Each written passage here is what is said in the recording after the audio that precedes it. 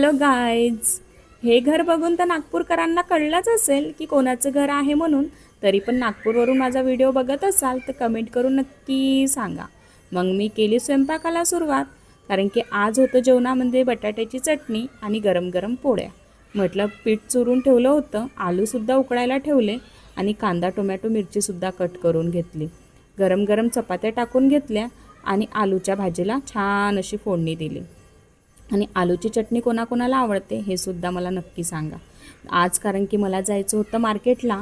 उद्या घरी प्रोग्राम असल्यामुळे खूप काही गोष्टी मार्केटमधून घ्यायच्या होत्या, त्यामुळे उशीर होणारच घरी यायला.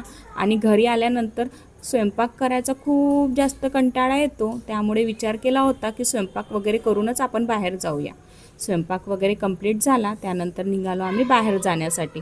आणि बाहेर जाण्यासाठी निघाल्यानंतर विचार करत होती, आठवत होती एक एक गोष्ट की काय काय घेऊया आणि काय काय नाही. कारण की प्रोग्राम असला आणि एकही गोष्ट मिस झाली की मग डोकं काम करणं बंद होऊन जाते. मग मी सर्वात आधी गेली टेलरकडे, कारण की मला ब्लाऊज वगैरे फिटिंग करायचा होता.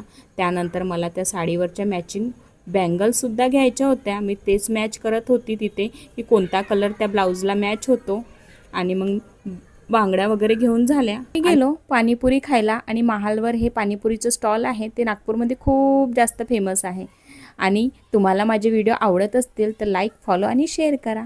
चला तर फ्रेंड्स, बाय बाय.